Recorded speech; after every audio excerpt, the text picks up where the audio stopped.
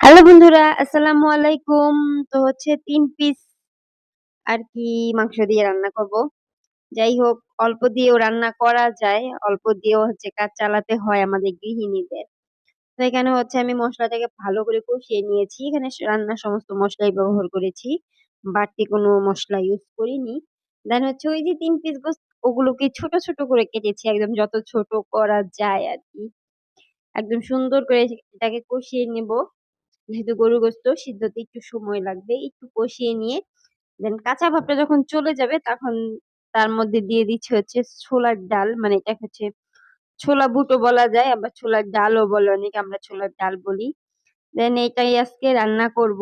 এটা হচ্ছে ভালো করে কষিয়ে নিলাম। এখানে আমি কষানোর ভিতরেই 70% সিদ্ধ করে ফেলেছি। মানে বাকি 30% হচ্ছে ঝোলের মাধ্যমে সেদ্ধ হবে। অ্যান্ড দেখো কথা বলতে, বলতে আমার তরকারি সেদ্ধও হয়ে গেছে। অ্যান্ড এই হচ্ছে আমার তরকারির ফাইনাল লুক। তো দেখতে কেমন হয়েছে তোমরা জানিও। আর অল্পের ভিতরে এভাবেও আরকি ফ্যামিলি সহ খুব মজা করেই খাওয়া যায়।